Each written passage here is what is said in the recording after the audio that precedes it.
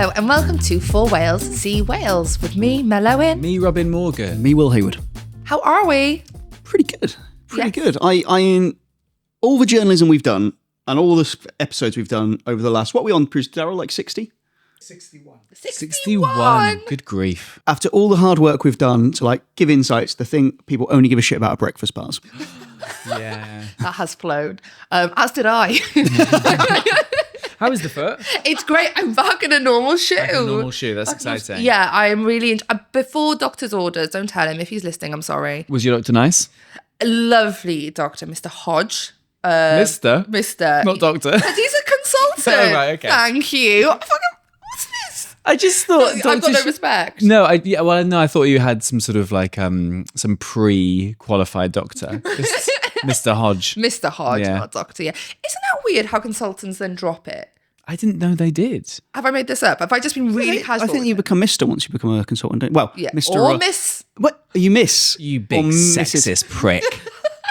Oh, we're going to cancel you before Christmas, William. It's so hard. No, but you do drop the doctor either way, Yeah. don't you? I didn't know that. It's like you transcend the title. Yeah. Do you reckon they feel quite smug about it? Oh, Like, yeah. look at you pathetics doctors. Yeah, I think so. I'm a mister. Yeah, I think so. Interesting. Well, I'm glad your foot's better. I'm glad so you're much. disobeying Mr. Hodge's orders. I am. I am walking and kind of skipping around. It's all good. Well done. Have you had any breakfast bars this week? They're actually very high in sugar. So Yeah. so- Have you ever tried making your own?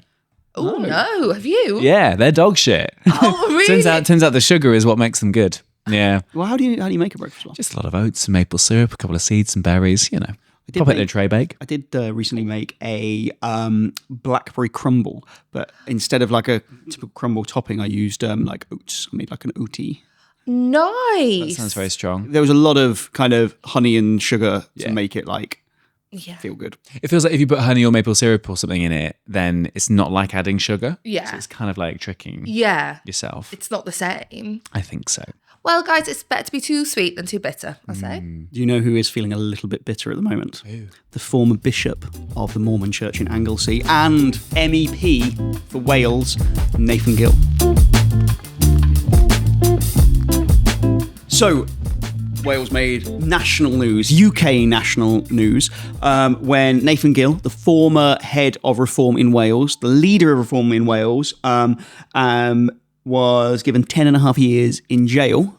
That and a half seemed a bit much, didn't it? I think that felt so passag and I love Yeah, it. yeah. It's And a half. bit Yeah. of a piss take. Right? Yeah. You're gonna be there for a decade and then still have a bit longer. Yeah. Even though you're probably going to be out in half that time. Why would they have done, like, I'm not a legal expert by any means. Why would they have done 10.5? It was because there was several different charges and some of them ran concurrently and some of them one after another and it just added up to that length of So time. some carry different kind Just a of very lengths of naughty boy. He was paid by the Russians to make pro-Russian speeches, to make anti-Ukrainian speeches, to make public appearances in defense of a Russian asset, for want of a better word, in Ukraine. It was a systematic operation. He would get messages where these things would be referred to as, I think, Christmas presents. Oh yeah, Christmas cards. Christmas cards. Got you some Christmas cards. Also, wasn't he caught on a plane to Moscow? Yeah. Yeah, I mean, come on. Try harder, mate. Yeah. Do you know what I mean? At least go via Gran Canaria or something. Get a connecting flight. Thank you. Thank you. What I think needs to be kind of said, this wasn't some obscure kind of councillor who slipped through the reform vetting process. He was a really senior member of the party and he was a bought and paid for Kremlin asset. I had a little look back on his Twitter and his X. This is his bio. Love my God, my family. Sorry, man. I'm out. Make it 11 and a half. Make it 11 and a half. Oh, that pisses me off as well. Love my God. What, is he not the God for the rest of us? Yeah. Just yours, is it, Nathan? Share. Come on. I mean, if that made you angry, the rest are going to really piss you off. Hate Mel Owen. What? Seems personal. I've got a real thing against mixed race women. I bet he does. Yeah. We don't know if he does, just to clarify. Come on. I was about to say, is that defamatory? And then thinking back to my media law training, Yeah. in order to get like a kind of successful case of defamation, you need to show that you had a reputation to tarnish. So actually, if somebody is like in jail for 10.5 years, the threshold for defaming their reputation is actually quite a lot. Like you have to say something quite a lot worse because ultimately he's clearly a bit scummy. Yeah. I don't think you can get podcasts in prison either. Can you? Maybe we could like drone an iPod Nano over the walls for him. Of the archive for him. We're going to drone an iPod Nano over just so he can hear us mocking his Twitter bio. If you were in prison, would you be the prisoner who works out loads and gets hench, or would you be one who reads lots and gets like... Why not be both? Exactly. Lifting books. Press ups, reading a page. It's like pressing a page, like flipping a page like that. I think you do really well in prison. Yeah, I do. I do not think I would. No, we wouldn't do well at all. Oh, mate, we'd have to form an alliance. Yeah, we'd be... did you watch that show Prison Break? I feel like we've talked about this before. You know, when they held each other's pockets if they were each other's, like, sort of subservient, where you'd have to sort of hold someone's pocket to sort of follow around. I feel like we'd both be following probably Mel's pockets. I feel like we'd be holding each other's pocket and walking in a circle. Yeah, I think we would. Oh, sorry, I'm actually like daydreaming about what a good time I'd have. Yeah, sorry. Nathan Gill was crimes. Take some Russian money. You've been making very many pro-Russian statements on this podcast. I always do, and I'm sorry. I've had my suspicions for ages. Please, William, let's politic. Love my God. Oh yeah, sorry, I forgot this was happening. Sorry, it like offended me a second time. My family and my country. I don't know if the third one's true. Which country? Not ashamed or afraid to be patriotic. Again, hasn't specified. Are there emojis in this? It's just 6 Russian flags. Yeah, there it is. Hammer and sickles. That's good. Obviously, this is fairly a bit of a twattish bio, isn't fairly far down the list of his crimes. But I think this idea of I'm not afraid to be patriotic, and this idea which we see quite a lot. You're not naming names, not naming particular parties, but we've all seen certain people on social media who are very, very vociferous in their only I care about my country. Only I love my country. They'll wear their poppy and say, lest we forget, while peddling essentially fascism, which is what a lot of people who we're honouring and remembering when we wear a poppy died to fight. Yeah. Like this idea that only people on the extremes of politics are patriotic, I think is a narrative that we need to aggressively push back against. So Reform have come out and they've been very strong in their opposition to Mr. Gill. Mr. Gill's actions were reprehensible, treasonous and unforgivable. We are glad that justice has been served and we fully welcome the sentence that Nathan Gill received. Mr. Farage called Nathan Gill a bad apple. Now, that's quite a bad word use because the phrase is one bad apple spoils the whole barrel. What's the rest of that sentence, Nigel? Come on. Yeah, like the police were clear. Nigel Farage was not part of the investigation. I'm not suggesting that anybody in Reform is a paid-for Russian asset. I'm not suggesting that any individual has broken the law. But what I am saying is, when you look at this case and you look at what came out in court, this seemed like a very methodical, well-trodden path in terms of how Russia were recruiting UK politicians in order to put forward their particular narrative. And I would be amazed if there wasn't another politician, not saying a particular party or anything, I'd be amazed if there weren't other politicians who had received the same brown envelopes. Hasn't there been something this week about members of the House of Lords taking money to ask certain questions? 2 long-serving peers have been suspended from the House of Lords after a parliamentary watchdog ruled they had broken lobbying rules. Richard Dannett, the former head of the British Army, and David Evans, Lord Evans of Watford, obviously, which is more powerful, were filmed breaking the rules in an undercover footage recorded by The Guardian. Lord Dannett is to be suspended for 4 months after he was found to have broken the rules, having offered to secure meetings with ministers for a potential client who wanted to lobby the government. And in a separate case, Lord Evans is to be suspended for 5 months after finding his actions could erode public trust in parliamentarians after the Labour peer was caught offering to introduce undercover reporters who were posing as property developers in the hope of lobbying the government. I feel like a bit of a muppet, maybe being really naive, just assumed I thought our politicians might be honest.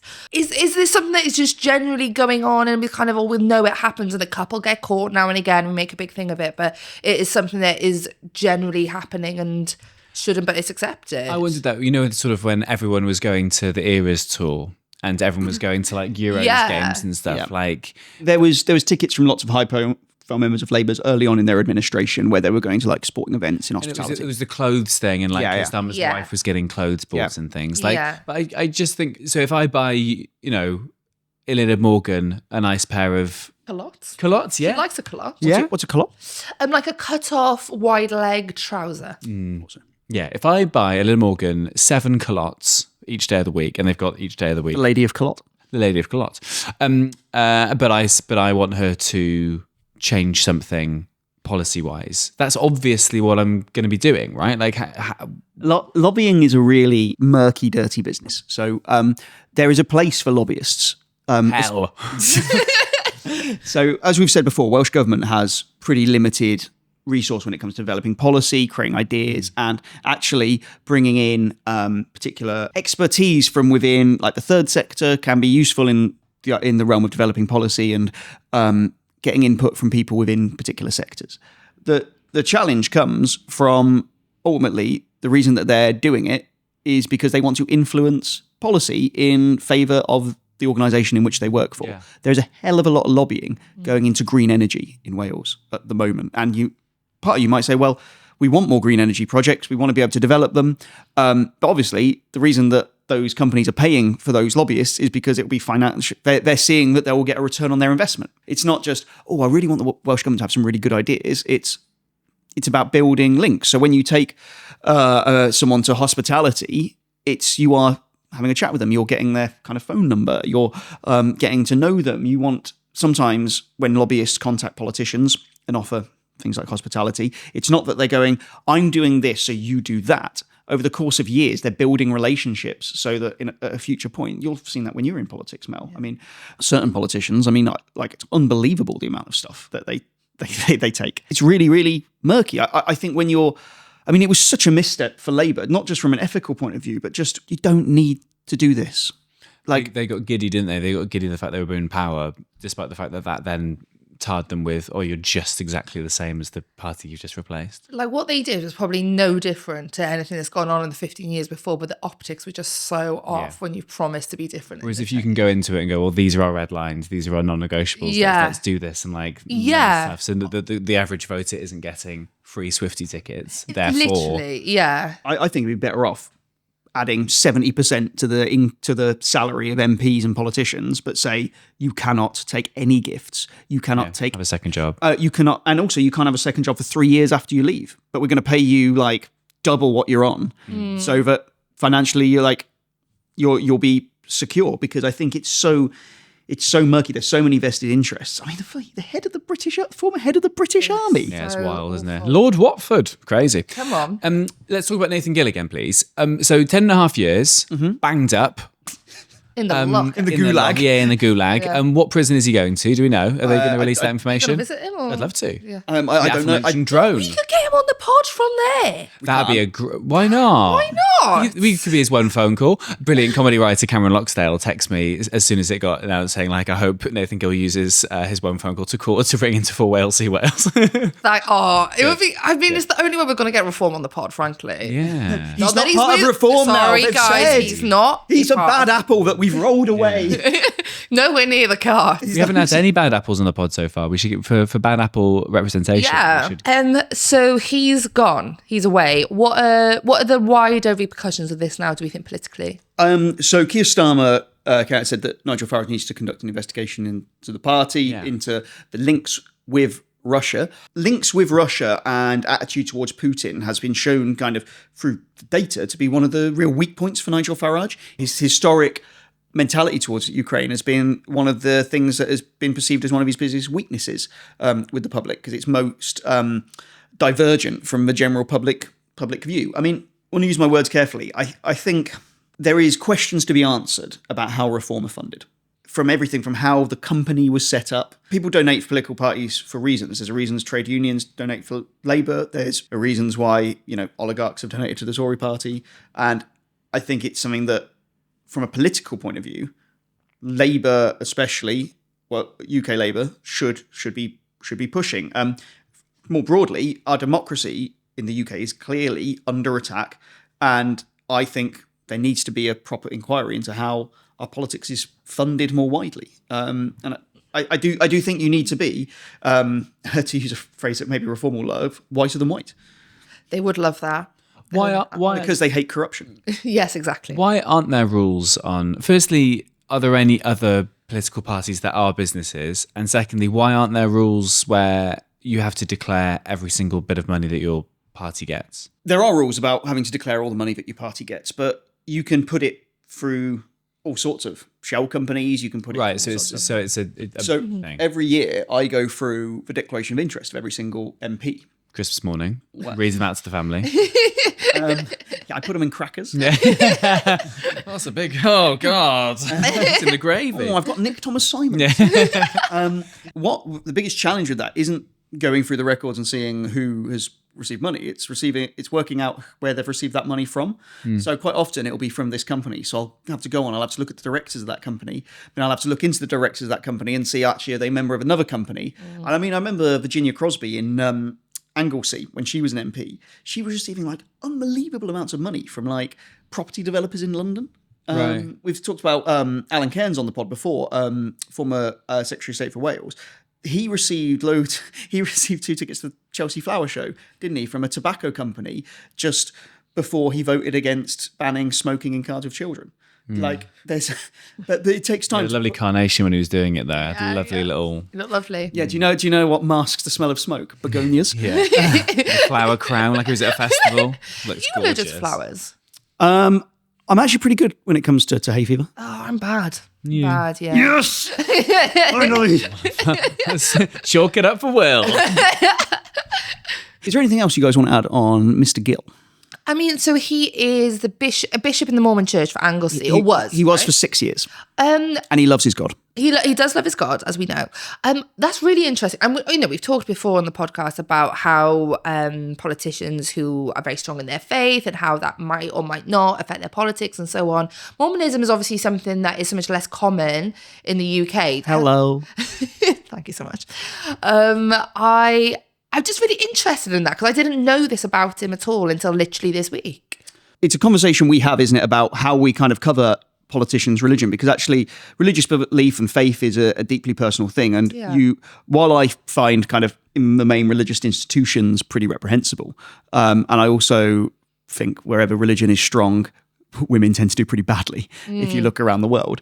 I have very deeply religious family members and their faith is intrinsic to who they believe they are, and I would never want to attack someone's personal faith. And a trend we are seeing, especially coming over from America, is a very dogmatic interpretation of Christianity being used to almost justify some pretty, in a UK context, quite divergent policies. Like we're seeing a lot of anti-abortion rhetoric coming, and a lot of that is being funded, I would suggest, by American religious organizations. The tie between state and faith is always, I think, something that should be really aggressively questioned. But I think that's the difference between us and the States, because I don't feel like the UK has that link anymore. And I think that's where the right are getting it wrong, because they're thinking, like lots of reform counsellors and young men sort of like I'm a God-fearing Christian, that kind of thing, and really playing it into this sort of Trump playbook.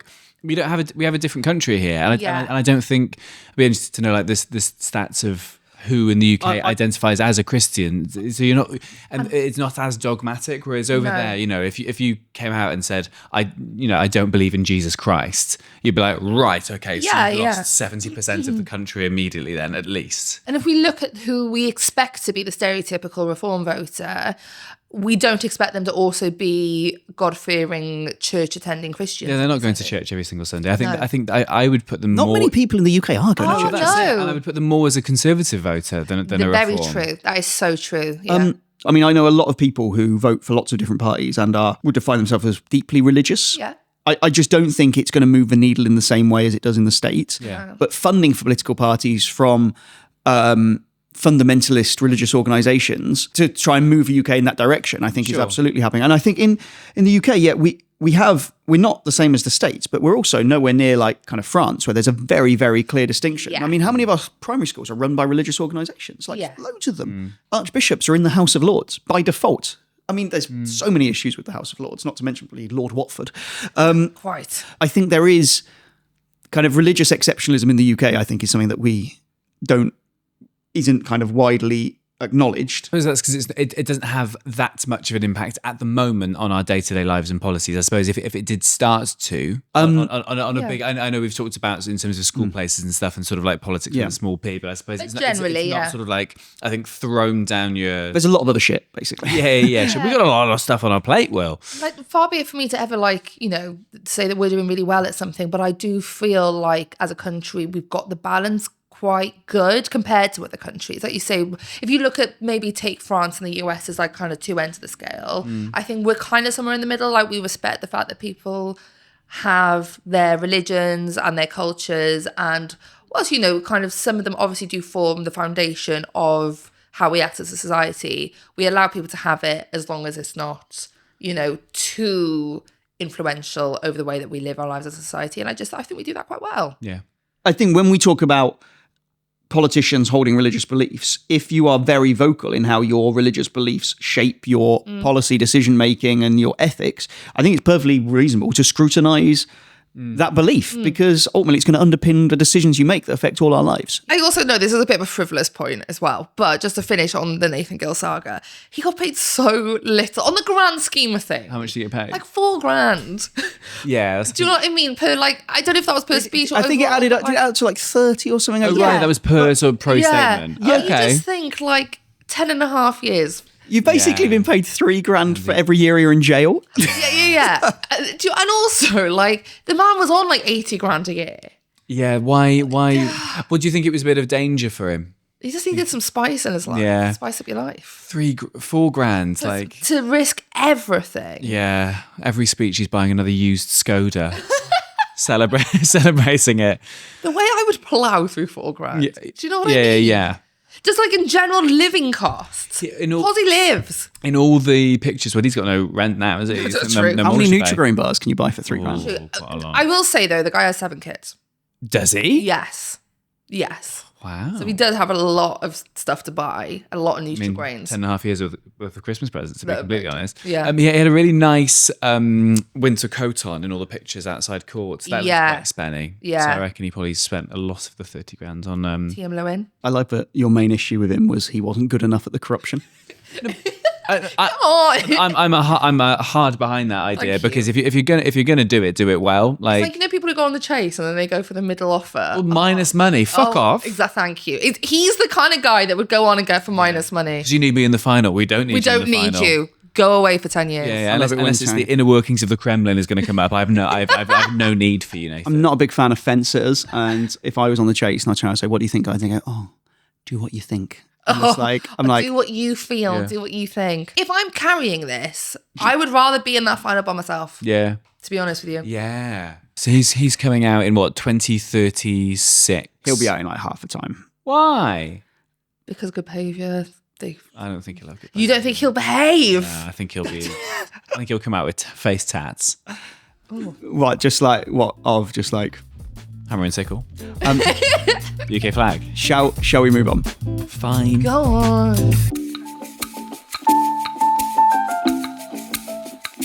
So today's podcast is supported by Carers Wales. Now, what they are, an organisation which supports unpaid carers in Wales, as you might expect. And last week it was Carers Day. Unpaid caring in Wales never gets any attention. Like, never gets any. Guess how much unpaid carers save the Welsh taxpayer? Well, the Welsh Government. So if we were to pay for all the stuff that unpaid carers do, how much do you think that would cost? Oh God, it's going to be such a big amount. I don't know. I hate it when we do these games because we're so wrong often. You go first. Oh, in the millions, right? Billions. In the billions! Right. You went full Oprah Winfrey then. In the billions! Really enjoyed it. Go on. How many bills? 2. I reckon 2.1. Up. Oh. I win then. Higher. Much higher. There is no winners in that guess. 17. Gone too far. 6. 10. £10 billion. 10 billion of the equivalent work of what unpaid carers do in Wales every single year. Bear in mind, the Welsh NHS budget is about 11 billion. Yeah. So essentially, yeah, that's wild. That is great. So we would double it, basically. unpaid caring can go from anything from something quite small, like you're picking up shopping for someone, you're just kind of checking, and it can go to kind of 24-hour, round-the-clock care.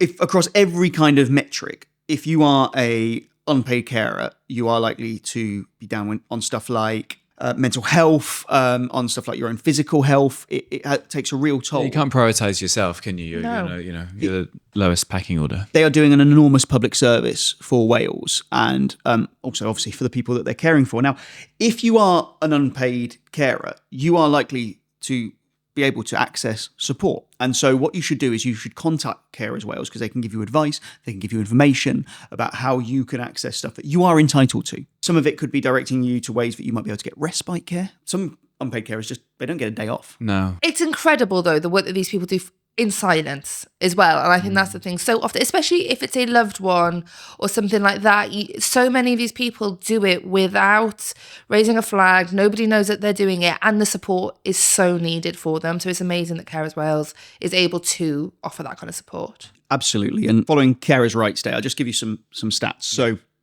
63% of people who kind of responded to Carers Wales survey, 63% are caring for more than 50 hours a week. So that is your life. It also really disproportionately affects women. So 84% of respondents are women. I don't think it'd be that high. I thought it would be obviously a majority, but 84% is crazy. The other thing to say is 30% of people who are unpaid carers have a disability. I went through a lot of this for my book, like looking at this data, and all the kind of other health issues that are compounded by things like poverty housing are all made worse. If you are an unpaid carer, you are more likely to have ill health. So by the very fact you are caring for someone else, you can't look after yourself, can you, if you're looking after other people? No. You can't sort of, Yeah, to that degree. Yeah. I think it's really important. Not only do we acknowledge that the role that unpaid carers play in our society, we also need government to make it as easy as possible for them to do the vital roles that they do, but also as we go forward, our population gets older, they are becoming more and more valuable as time goes by. So I think it's really important to take a second to acknowledge what those people do for our society and how much we are going to need them in the future. Yeah. Do you think there are some people who don't know that they are eligible for the support? Yeah. So it's really worth looking up to see, isn't it? Just in case. Yeah. And where can they find that information? They can find that information at carersuk.org/Wales. That's carersuk.org/Wales. The Welsh Government were very excited. Welsh Government were very excited because they had a target. And their target, which they set in 2021, was 20,000 new social homes by 2026, by the election in May 2026. Oh, well, we're close. Where are they with the target? They're not going to hit it. After we did that and everything. Jazz fingers. But by November next year, they will have hit it. Now, well, that's not the same though. This is quite unusual because not many governments kind of in advance kind of forecast when they're going to hit a target. Obviously, the reason they're doing it is because there's an election coming up. I was going to say, what part of this is trustworthy? Because they also forecast they'd hit it by May, and that was wrong. So why are we now taking November as far? So it's not going to be them who get to cut the ribbon. That's so cut the ribbon on the so last sad, house. Isn't it? On the 20,000th social house.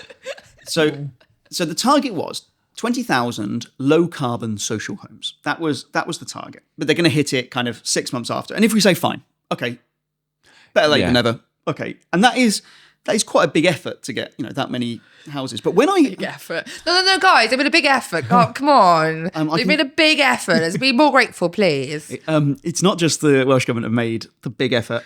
We've actually, like local authorities, housing associations, developers, plasterers, bricklayers, roofers, planners, all have contributed to doing this. But candlestick makers. Could Taylor Soul just buy. But when I say to you, Nathan Gill, I was so hoping you'd pick it up. Tinker Tailor Soldiers by Bishop.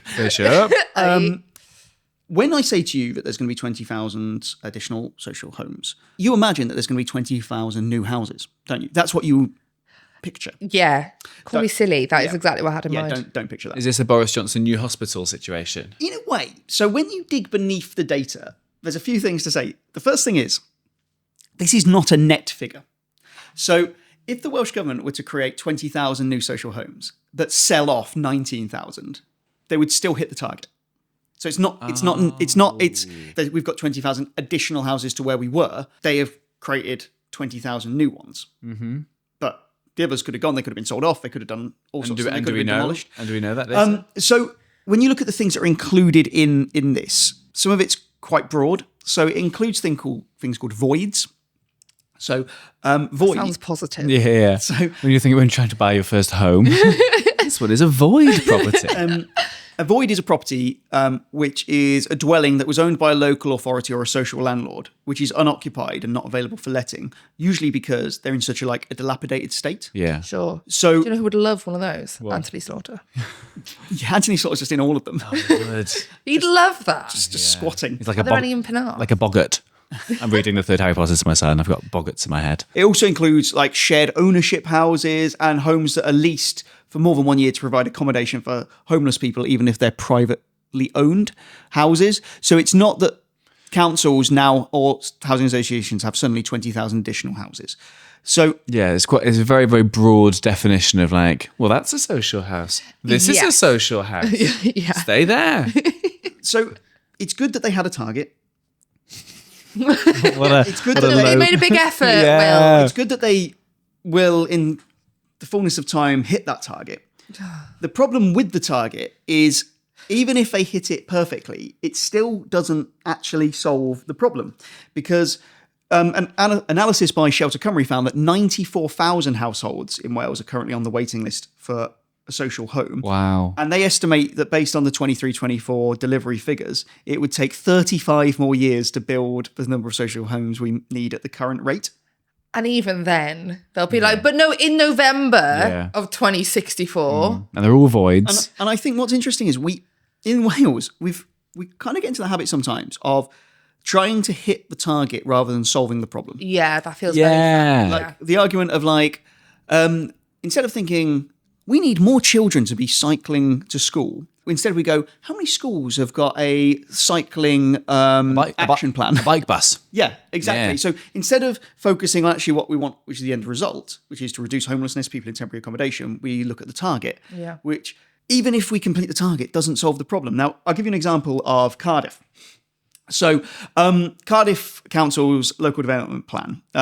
Within the plan, they cite Cardiff's local housing market assessment, which identifies a shortfall of 960 affordable dwellings over a 15-year period. So what basically means is, over the next 15 years, we're going to need 14,400 extra affordable homes. Mm-hmm. Yeah. However, this very same plan states that they are planning for just 6,600 affordable homes.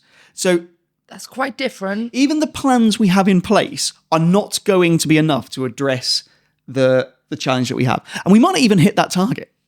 So we are planning to fail on issues like housing. And it's just and I appreciate why they're doing it, because it's hard to get houses up. It's hard to kind of bring houses back into public use. It costs money. It takes time. It takes planning. I mean, the planning system is pretty arcane and hard to navigate. But what I think is really frustrating is this problem isn't going to be better even if we hit all the targets that we've got. As Robin said, it's not going to be, probably, unless something huge happens now, Labour who kind of carries this forward. Looking at who could form the next Welsh Government, excuse me if I'm wrong, but I assume that Reform haven't suggested what their policies might be on this yet. Have Plaid indicated how they might solve this problem? Sian Gwenllian, who is Plaid's housing spokesman, I saw speaking at the Shelter Cymru conference where we were both speaking. And Plaid have said that this is an issue that it is one of their main considerations, that housing is one of the big issues. I haven't seen a coherent plan which says, oh yeah, that's how we're going to solve it. Sure. To be fair to them, manifesto is not out yet. Which is fine. But they're acknowledging that they need to do better, would you say? Yeah, but it's how you deliver that, because Plaid's challenge is going to be, a lot of their kind of core voters really hate kind of developments. It's going to be a circle they need to square. Yeah. If you solve housing, if you can get housing fixed, and have a functioning social housing system, it makes it so much easier to solve issues around education, poverty, and health. I was going to say this links in so much to what we were speaking about last week in terms of poverty. It's like you were saying earlier, isn't it? We're not solving the actual issue. It's the kind of fringe things off the side instead of actually solving the core problem. And yeah, solving like this kind of housing crisis or social housing crisis would help so much in like the fight against poverty. Is it sort of like, radical thinking? You sometimes see those news stories of, you see lots of empty shops on high streets, and why not create some of those units into homes? I mean, those kind of ideas being put around? I mean, the roots of all of the housing crisis comes back to Margaret Thatcher in the 1980s, when there was a mass sell-off of social housing stock. So it used to be, we've got that problem. The problem that society has always had is, what do you do with people who can't afford a house, who can't afford to live in a house, can't afford rent? And the answer used to be, local authorities, councils will provide a social home. And that's how you will get it. There was some stigma attached to that, but ultimately there was a social housing stock, which people who would have been destitute, that's where they went. What Thatcher said was, we're going to sell off all these houses. We're going to enable people to buy their homes at a massively discounted rate. What they then did was they stopped councils replacing that housing stock. It was a deliberate policy. And sorry to plug it twice, but I go into this in quite some detail in the book. The plan, quote unquote, from the Tories in the 80s was, well, actually, don't worry, because the benefit system will pick up the slack here. So if you haven't got a house, you'll be able to claim it through local housing allowance. But then we know the local housing allowance has been frozen. We don't know when this comes out. The budget might have, that might have been unfrozen. Essentially, they passed all of the responsibility for homelessness away from councils and their social housing stock and onto the benefit system and the private rental sector. But the private rental sector will charge whatever it can get.